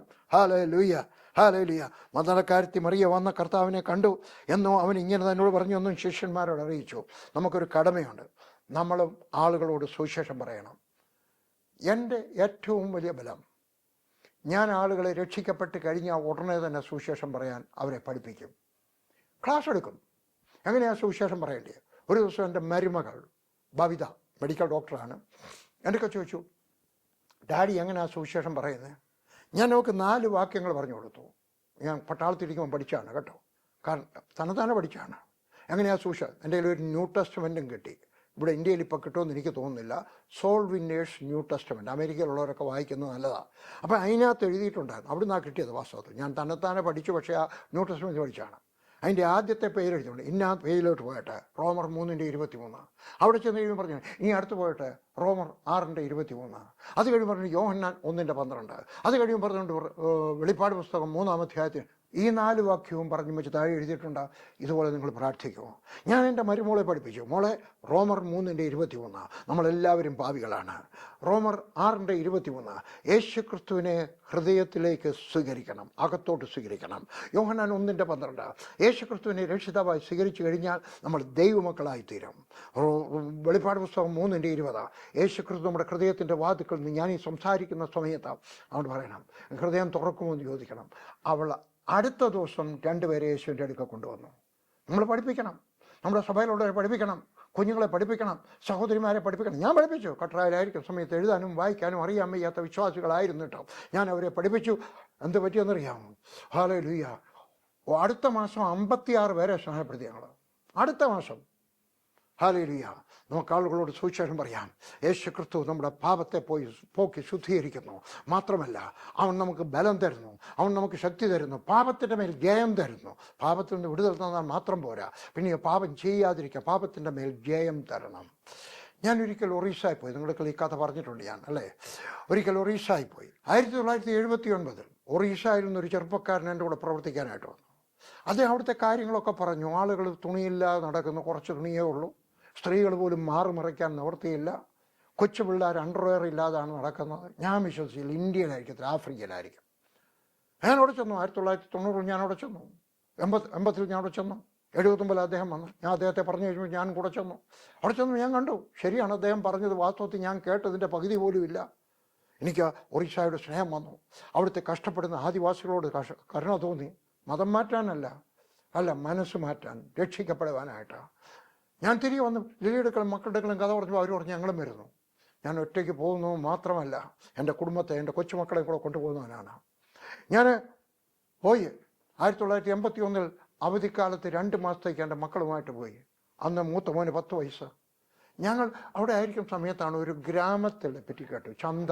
ചന്ത എനിക്ക് വലിയ ഇഷ്ടമാണ്. കാരണം ചന്ത ചെല്ലുമ്പോൾ ഗ്രാമത്തെ പഠിത്തമുള്ളവർ ആരും ഇല്ലെങ്കിൽ ഒരു കമ്പൗണ്ടറെ കണ്ടെന്ന് വരും, ഒരു നേഴ്സിനെ കണ്ടെന്ന് വരും, ഒരു അധ്യാപകനെ കണ്ടെന്ന് വരും. അപ്പോൾ ഒരു പുസ്തകം കൊടുത്തിട്ട് പറയും ഞാനിങ്ങ് വരുന്നു കഴിഞ്ഞാലും ഒരു സുവിശേഷ വേലക്കാരനായിട്ടൊരു പുസ്തകം അവിടെ കിടക്കും. അതുകൊണ്ട് ഞാൻ അവിടെ പോയി. ഞാൻ അവിടെ ചെന്ന് ഞാൻ വികാരഭരിതനായി. ഞാൻ വളരെ വികാരഭരിതനായി. കാരണം ഞാൻ അവിടെ കണ്ട കാഴ്ച, ആളുകളൊക്കെ ഇങ്ങനെ നീങ്ങുവാണ്. നിങ്ങൾ എവിടെയെങ്കിലുമൊക്കെ പുഴുക്കൾ ഒത്തിരി ഇരിക്കുന്ന കണ്ടിട്ടുണ്ടോ? അതുപോലെ ഇങ്ങനെ ആളുകൾ നീങ്ങുക. ഞാൻ അവിടെ നിന്നുകൊണ്ട് കണ്ടു. ഒരു മരത്തിൻ്റെ ചുവട്ടിൽ ഒരു കല്ല് കയറി ഞാനിങ്ങനെ നിൽക്കുമ്പോഴാണ് ഒരു ചുറ്റും ഇങ്ങനെ മണ്ടിട്ടുണ്ട് കയറി നിൽക്കുന്ന സമയത്ത് ഞാൻ കണ്ടു ആളുകളൊക്കെ നീങ്ങുവാണ്. ഞാൻ കണ്ടു നടക്കുന്നു. ഈ പുഴു നടക്കുന്ന പോലെ എനിക്ക് തോന്നിയത് അവർ നടക്കുന്നതായിട്ട്. ഞാൻ വികാരഭരിതനായി. വസ്ത്രമില്ലാത്ത പുരുഷന്മാർ, വസ്ത്രം മാത്രം ചുറ്റിയിട്ടുള്ള സ്ത്രീകൾ, മറ്റൊരു കൗബീൻ കൊടുത്തിരിക്കുകയാണ് പുരുഷന്മാർ. ഞാൻ ലില്ലിയെ വിളിച്ചു. ലില്ലിയെ വെച്ച് പറഞ്ഞു, ലില്ലി ഇങ്ങോട്ട് വന്നേ, ഈ ആളുകളെ ഒന്ന് എണ്ണാമോ? ലില്ലി ആളുകളെ കൂടെ ചുറ്റും നടന്നും വെച്ചെണ്ണി. എന്നിട്ട് എൻ്റെയൊക്കെ പറഞ്ഞു ഒരു 1000 പേര് കാണും. ഞാൻ പറഞ്ഞു ലില്ലി ഒന്നുകൂടെ ഒന്ന് എണ്ണിക്കാട്ടെ, എത്ര സ്ത്രീകളുണ്ട്? ലില്ലി വീണ്ടും തിരിഞ്ഞ് എണ്ണി വെച്ച് പറഞ്ഞു ഒരു 750 പേര് കാണും. ഞാൻ പറഞ്ഞു ലില്ലി ഒന്നുകൂടെ എണ്ണിയാട്ടെ, ഇതിനകത്ത് എത്ര സ്ത്രീകൾക്ക് മേളിൽ എന്തെങ്കിലും വസ്ത്രമുണ്ട്? ഒരു മുണ്ടിങ്ങനെ പകുതി കൊടുത്തു വെച്ച്, വീതി കുറഞ്ഞതാ, മുട്ടിൻ്റെ അവിടെ വരെയേ ഉള്ളൂ. എന്നിട്ട് അവിടെ അതിൻ്റെ ഒരറ്റം ഇങ്ങനെ ഇട്ടിട്ടുണ്ട്. ഞാൻ പറഞ്ഞു എത്ര പേർക്ക് മേളിൽ എന്തെങ്കിലും വസ്ത്രമുണ്ട്? ലിലി ഒന്നുകൂടെ നോക്കിയിട്ട് പറഞ്ഞു 3 സ്ത്രീകൾക്ക് മാത്രമേ എന്തെങ്കിലും. 750 സ്ത്രീകളിൽ 3 പേർക്ക് മാത്രം. ഞാൻ വികാരഭരിതനായി. എനിക്ക് എന്തു ചെയ്യാനൊക്കും? പെട്ടെന്ന് ഞാൻ വെച്ചിട്ട് ഫോട്ടോ എടുക്കണം. അന്ന് എനിക്കൊരു ഗൾഫിലുള്ള ഒരാൾ ഒരു മിനോൾട്ട ക്യാമറ വന്നിട്ടുണ്ടായിരുന്നു. വില കൂടിയ ക്യാമറയാണ്, KK ജേക്കബ്. ഞാൻ ആ ക്യാമറ എടുത്ത് നോക്കി. അവിടെ നോക്കിയപ്പോഴേ ഒരു സ്ത്രീ അവിടെ ഇരിക്കുന്നു. ഒരു 25-26 വയസ്സ് കാണും. അരയിൽ കുറച്ച് തുണിയുള്ള ഒരു തുണി ഇങ്ങനെ ഇട്ടിട്ടുണ്ട്. കാണേണ്ടതൊക്കെ കാണാം. അകത്തി വെച്ച കാലിൻ്റെ നടുക്കൊരു കൊട്ടയുണ്ട്. ആ കൊട്ടയ്ക്കകത്ത് സാധനമുണ്ട്. കൊട്ട ഇങ്ങനെ സൂക്ഷിച്ചിരിക്കുക, കാരണം വല്ലവരും എടുത്തുകൊണ്ട് പോകും. പട്ടിണിയുള്ള നാട്ടിൽ മോഷണം കൂടുതലാണ്. അവൾ സൂക്ഷിക്കുകയാണ്. അവൾ ആകാശത്തോട്ട് ഇങ്ങനെ ഇരിക്കുക. ചിലപ്പോൾ അതിൻ്റെ കഞ്ചാവല്ലോ അടിച്ചതായിരിക്കാം. ഞാൻ എൻ്റെ ക്യാമറയുമായിട്ട് അതിൻ്റെ അടുക്ക പോയി, കുറച്ച് ദൂരെ ഇരുന്നു. ഞാനത് ഫോക്കസ് ചെയ്തു. ഞാൻ തിരികെ വന്നു. ലില്ലി എൻ്റെ പറഞ്ഞു, നല്ലൊരു ഫോട്ടോ കിട്ടിയല്ലോ. ഞാൻ പറഞ്ഞു, ലില്ലി, ഞാൻ ഫോട്ടോ എടുക്കാൻ മറന്നുപോയി. പിന്നെ എന്തുമായിരുന്നു അവിടെ ചെയ്തത്? ഞാൻ പറഞ്ഞു, ലില്ലി, ആ ക്യാമറയുടെ ലെൻസിനകത്തൂടെ ഞാൻ ആ സ്ത്രീയെ കണ്ടു. ലില്ലി, അവളെ ആരാണ്ടൊക്കെ കല്യാണം കഴിച്ചല്ല, കല്യാണത്തിൻ്റെ അടയാളമില്ല. ലില്ലി ആരാണ്ടൊക്കെ അവളെ ദുരുപയോഗം ചെയ്തിട്ടുണ്ട്. ഞാൻ കരയുകയായിരുന്നു. നോക്കിയാട്ടോട് മാറില്ല. ദൈവം എൻ്റെ ഒക്കെ ചോദിച്ചു, നിനക്ക് അവരോട് സ്നേഹമുണ്ടോ? ഞാൻ പറഞ്ഞു, ഉണ്ട് കർത്താവേ. പക്ഷെ ഞാൻ എന്ത് ചെയ്യാനൊക്കും? ദൈവം പറഞ്ഞു, ഇവിടെ ഒരു സഭ തുടങ്ങിയാട്ടെ. ഞാൻ പറഞ്ഞു, കർത്താവേ, അവൾ ചിലപ്പോൾ സന്തോഷത്തോടെ ഏതെങ്കിലും പുരുഷന്മാർക്ക് വഴിപ്പെട്ട് കൊടുത്തതായിരിക്കാം, 1 രൂപയ്ക്ക് വേണ്ടി. അവരുടെ അനിയൻ കരയുമ്പോൾ ചോറ് വാങ്ങിച്ചു കൊടുക്കാൻ. അവിടെ അമ്മ രോഗിയായിരിക്കുമ്പോൾ 2 രൂപയ്ക്ക് വേണ്ടി. അന്ന് അവിടുത്തെ ഒരു മനുഷ്യൻ്റെ കൂലി 2 രൂപയാണ്. 75 പൈസയാണ് 1 കിലോ അരിയുടെ വില. ഞാൻ പറഞ്ഞു, ദൈവം എൻ്റെ ഒക്കെ പറഞ്ഞു, ഇവിടെ ഒരു സഭ തുടങ്ങട്ടെ. ഞാൻ പറഞ്ഞു, കർത്താവ്, അവർക്ക് ആവശ്യം ആഹാരമാണ്, അവർക്ക് ആവശ്യം ഒരു ഉടുപ്പാണ്, അവർക്ക് ആവശ്യം ഒരു കൂരയാണ്. കർത്താവ് പറഞ്ഞല്ല, നീ ഒരു സഭ തുടങ്ങിയാട്ടെ. ഞാനൊരു മനുഷ്യനെ തയ്യാറാക്കി, ജാസൻ ഖുറ. ഞാൻ അദ്ദേഹത്തെ അവിടെ ആക്കി വിളിച്ച് ഞാൻ തിരികെ പോയിരുന്നു. തിരിച്ചു വന്നു കഴിഞ്ഞ് 3 മാസം കഴിഞ്ഞപ്പോൾ എനിക്കൊരു എഴുത്ത് വന്നു. വർഗീസ് ബ്രദറെ, ഇവിടെ വലിയ അത്ഭുതം, ആളുകൾക്കെല്ലാം സുവിശേഷം കേൾക്കണമെന്ന് വലിയ താല്പര്യം. ബ്രദർ വന്ന് പ്രസംഗിച്ചിട്ടില്ലേ പോയത്, അതുകൊണ്ട് അവർക്ക് ഇനിയും കേൾക്കണമെന്ന്, ഒന്ന് വരാമോ? ഇങ്ങനത്തെ ഒരു വിളി കേട്ടാൽ ഞാൻ ഓടിച്ചെല്ലുന്ന മനുഷ്യനാണ്. ഏതെല്ലാം പ്രോഗ്രാം ഉണ്ട്, എൻ്റെ മക്കളുടെ കല്യാണം ഒഴിച്ച് വേറെ വല്ലതുവാണെങ്കിൽ ഞാൻ തീർച്ചയായിട്ടും പോകും. ഞാൻ ഓടിച്ചെന്നു. അവിടെ ചെന്ന് കഴിഞ്ഞപ്പോൾ ആദ്യം പോയത് നടന്നു. എനിക്കിപ്പോഴും ഓർമ്മയുണ്ട്. ഞാൻ പോയ എൻ്റെ ഡ്രസ്സ് വരെ എനിക്ക് ഓർമ്മയുണ്ട്, കാരണം എൻ്റെ ഒരു ഫോട്ടോ എൻ്റെ കയ്യിലുണ്ടായിരുന്നു. ഞാൻ മുമ്പേ പോന്നു, ലില്ലിയും മക്കളും എല്ലാം കൂടെ പുറകെ, വേറെ കുറേ സഹോദരന്മാരെല്ലാം കൂടെ പോകുന്നു. ഞാൻ അടുത്ത് ചെന്ന് സൈക്കിളിലാണ്. 3 ദിവസം പ്രസംഗിച്ചു. 3-ാമത്തെ ദിവസം 35-ലധികം പേരെ ജേസൻ ഖുറ സ്നാനപ്പെടുത്തി. ഞാനവിടെ എനിക്ക് സ്നാനപ്പെടുത്തുന്ന ഇഷ്ടമല്ല, എനിക്ക് കാണുന്നതാണ് ഇഷ്ടം. ഞാൻ സ്നാനത്തിന് എതിരല്ല കേട്ടോ, പക്ഷേ എനിക്കിഷ്ടം കാണുന്നതാണ്. ഞാൻ അവിടെ നിന്നുകൊണ്ട് കൈകൊട്ടിച്ചിരിച്ചു. വളരെ ചുരുക്കം പേരെ മാത്രമേ ഞാൻ സ്നാനപ്പെടുത്തിയിട്ടുള്ളൂ, ബാക്കിയുള്ളവരെയൊക്കെ വേറെ ആരെങ്കിലും. ഞാനത് കൈകൊട്ടിച്ചിരിച്ചു. സ്തോത്രം. കാരണം ഈ 35-ലധികം പേരെ അവരിവിടെ പട്ടിണിയിലാണെങ്കിലും പ്രയാസത്തിലാണെങ്കിലും ദാരിദ്ര്യത്തിലാണെങ്കിലും ഇവിടെ കഷ്ടതയാണെങ്കിലും ഞാനിവിടെ സ്വർഗത്തിൽ കൊണ്ടുപോവുകയാണ്. ആ കലക്ക വെള്ളത്തിനകത്ത്, മഴവെള്ളത്തിനകത്താണ്. ആ സ്നാനപ്പെടുത്തിയപ്പോൾ ഞാൻ സന്തോഷിച്ചു. ഞാൻ തിരികെ വന്നു. 5 വർഷം കഴിയുമ്പോൾ ഞാൻ അവിടെ തിരിച്ചു വന്നു. അപ്പോഴത്തേക്ക് ഏകദേശം 600 പേരായി. അവിടെ 600-ലധികം പേരായി. ഒരു മണ്ണുകൊണ്ടുള്ള ചർച്ച, മേളിലെ പുല്ലൊക്കെ മേഞ്ഞിരിക്കുകയാണ്. ഞങ്ങളവിടെ ചെന്നു. അടുത്ത പ്രാവശ്യം ചെന്ന മോട്ടോർ സൈക്കിളിലാണ്, ഇച്ചിരി താമസിച്ചാന്ന്. ചെന്നപ്പോൾ അവിടെ ആരാധന നടക്കുകയാണ്. ഒരു പാട്ടാണ് അവർ പാടുന്നത്. ഞങ്ങൾ എത്ര പ്രാവശ്യം പാടിയെന്നോ എനിക്ക് പോലും അറിയത്തില്ല. യഹോവ ചർവാഹ മേര, ഒരു പാട്ട് പാടി അങ്ങ് പാടുകയാണ്. നല്ല നല്ല സംഗീത ഉപകരണങ്ങളുണ്ട്. നിങ്ങൾ അത്തരം ഉപകരണങ്ങളൊന്നും കണ്ടു കാണത്തില്ല. നിങ്ങളുടെ ചർച്ചയൊന്നുമില്ല കേട്ടോ. അമേരിക്കയിലുള്ള ചർച്ച പോലും അത്തരം സംഗീത ഉപകരണങ്ങളൊന്നുമില്ല. കഞ്ഞി, ചട്ടിയും കലവും, മൊന്ത, ഗ്ലാസ്, ചോറുണ്ണുന്ന പ്ലേറ്റ്, അതിനകത്തൊക്കെ സ്പൂണ് വെച്ചടിക്കുകയാണ് ശബ്ദം ഉണ്ടാക്കിക്കൊണ്ട്. ഞാൻ കണ്ടു 2 പിള്ളേർ കല്ലുകൊണ്ട് അടിക്കുന്നത് കണ്ടു. 2 പിള്ളേർ വയറ്റത്തടിക്കുന്നത് ഞാൻ കണ്ടു. ഉടുപ്പ് പൊക്കിയും വെച്ച് വയറ്റത്തടിക്കുന്നത് ഞാൻ കണ്ടു. സ്വർഗമിറങ്ങി വന്നു. അത് കഴിഞ്ഞപ്പോൾ എൻ്റെ പറഞ്ഞ് പ്രസംഗിച്ചാട്ടെ. എനിക്കൊരു കസേര തന്നിട്ടുണ്ട്. ഞാൻ മാത്രമേ ഉള്ളൂ കസേരയിലിരിക്കുന്നത്. ഞാൻ കസേരയിലിരിക്കുകയാണ്. എൻ്റെ പറഞ്ഞ് പ്രസംഗിച്ചാട്ടെ. എന്തുവാ പ്രസംഗിക്കേണ്ടേ? അവർ പാടിയത് യഹോവ ചർവാഹ മേര, യഹോവ എൻ്റെ ഇടയനാകുന്നു. ഞാനും അത് തന്നെ പാടി പ്രസംഗിച്ചോ. യഹോവ the Lord is my shepherd. ഞാൻ പ്രസംഗിച്ചു കഴിഞ്ഞിട്ട് ഞാൻ ഇരുന്നു കഴിഞ്ഞപ്പോൾ അവിടുത്തെ സെക്രട്ടറി എഴുന്നേറ്റിരുന്നു. വളരെ ഒറീസക്കാർ സംസാരിക്കുന്നത് വളരെ ആന്ധ്രക്കാരും ഒറീസക്കാരും വളരെ ആദരവോടാണ് സംസാരിക്കുന്നത്. എൻ്റെ പറഞ്ഞു, വലിയ പാസ്റ്ററെ, എന്നെ അങ്ങനെ വിളിക്കുന്നത് കേട്ടോ, നിങ്ങളതിനെ ബ്രദറെന്ന് വിളിച്ചാൽ മതി, ഉപദേശിയെന്ന് വിളിച്ചാട്ട് എനിക്ക് സന്തോഷമാണ്. പറഞ്ഞു, വലിയ പാസ്റ്ററെ, 5 വർഷത്തിന് മുമ്പ് താങ്കൾ ഇവിടെ വന്നു, സുവിശേഷം പ്രസംഗിച്ചു. അന്ന് ഞങ്ങൾ 10-35 പേര് സ്നാനപ്പെട്ടു. ഇന്ന് ഞങ്ങളുടെ സഭ വളരെ വലുതായി. അന്ന് താങ്കൾ വന്ന് പ്രസംഗിക്കുന്ന സമയത്ത് ഞങ്ങളിൽ അധികം പേരും ഒരു നേരത്തെ ആഹാരം പോലും കഴിക്കാതെ ഞങ്ങൾ കിടക്കയിലേക്ക് പോകുമായിരുന്നു. പക്ഷേ ദൈവം ഞങ്ങളെ അനുഗ്രഹിച്ച് കഴിഞ്ഞപ്പോൾ, രക്ഷിക്കപ്പെട്ട് കഴിഞ്ഞു കഴിഞ്ഞപ്പോൾ, ഞങ്ങൾ ദശാംശം കൊടുക്കാൻ തുടങ്ങിക്കഴിഞ്ഞു കഴിഞ്ഞപ്പോൾ, ഞങ്ങളുടെ വരുമാനം വളരെ കുറവാണ്. 2 രൂപയാണ് ഒരു ദിവസത്തെ കൂലി. പക്ഷേ അതിനകത്തും ദശാംശം കൊടുത്തു കഴിഞ്ഞപ്പോൾ അന്ന് ഞങ്ങൾ പട്ടിണിയോടെ ഞങ്ങളും ഞങ്ങളുടെ മക്കളും കിടക്കയിലേക്ക് പോകുമായിരുന്നു. പക്ഷേ ഇന്ന് ഞങ്ങൾ ഒരു നേരത്തെ ആഹാരമെങ്കിലും കഴിക്കുന്നു. അന്ന് ഞങ്ങൾ പുരുഷന്മാർ കടയിലൊക്കെ പോയതും വെളിയിലോട്ടൊക്കെ പോയതും, വെളിയിൽ പോകുന്നത്, ഗവൺമെൻറ് ഓഫീസിൽ പോകുന്നത് ഞങ്ങൾ കൗബീനം കൊടുത്തുകൊണ്ടായിരുന്നു. ഗവൺമെൻറ് ഓഫീസിൽ പോകുകയാണെങ്കിൽ കുറച്ച് വൃത്തിയുള്ള കൗബീനം കൊടുക്കും. ഞങ്ങളുടെ സ്ത്രീകൾ വെളിയിലൊക്കെ പോകുന്നത്, ചന്തയിൽ പോകുന്നത്, ഇത് പറഞ്ഞതുപോലെ ഒരു കൊച്ചു മുണ്ട് കൊടുത്ത് ഒരറ്റം തോളെ കൂടി ഇട്ടിട്ട് മോൾ വസ്ത്രം ഇല്ലാതാണ് പോകുന്നത്. പക്ഷേ ഞങ്ങളുടെ കുഞ്ഞുങ്ങൾ അന്ന് അണ്ടർവെയർ ഇല്ലാതാണ്. പക്ഷേ ഇന്ന് ഞങ്ങളെ ശ്രദ്ധിച്ച് നോക്കിയാട്ടെ, ഞങ്ങളുടെ സ്ത്രീകൾക്ക് എല്ലാവർക്കും ബ്ലൗസും സാരിയും ഉണ്ട്. ഞങ്ങളുടെ കുഞ്ഞുങ്ങൾക്ക് എല്ലാവർക്കും അണ്ടർവെയർ ഉണ്ട്. എനിക്ക് കാണാം, ഞാൻ മുമ്പിൽ ഇരിക്കുക, എനിക്ക് കാണാം. ഞങ്ങളുടെ പുരുഷന്മാർക്ക് എല്ലാവർക്കും പൈജാമയും ഷർട്ടും ഉണ്ട്. അദ്ദേഹം പറഞ്ഞു, എനിക്ക് 4 പൈജാമയുണ്ട്. വലിയ പണക്കാരൻ അല്ലെ, 4 പൈജാമ. എന്നിട്ട് അദ്ദേഹം പറഞ്ഞു, അന്ന് കുറഞ്ഞത് ഒരു കുഞ്ഞിനെയെങ്കിലും ഞങ്ങൾ ഇവിടെ യാഗം കഴിക്കുമായിരുന്നു. വർഷത്തിൽ ഒരു കുഞ്ഞിനെയെങ്കിലും ആരെങ്കിലും ഏതെങ്കിലും ഒരു നേർച്ച നടന്നിട്ട് ഞങ്ങളുടെ ദേവതകൾക്ക് കൊടുക്കുമായിരുന്നു. എന്നാൽ ആദ്യത്തെ സ്നാനശുശ്രൂഷ കഴിഞ്ഞതിന് ശേഷം ഈ ഗ്രാമത്തിൽ ഒരു ശിശുബലി നടന്നിട്ടില്ല. എന്നാൽ ഞങ്ങളുടെ ബന്ധുക്കൾ ഇന്നും അവർ കൗബീനം കൊടുത്ത് നടക്കുന്നത്, അധികം പേരും. ഇന്നും അവരുടെ സ്ത്രീകൾ മേൽവസ്ത്രം ഇല്ലാതെ നടക്കുന്നത്. ഇന്നും അവരുടെ കുഞ്ഞുങ്ങൾ അണ്ടർവെയർ ഇല്ലാതെ നടക്കുന്നത്.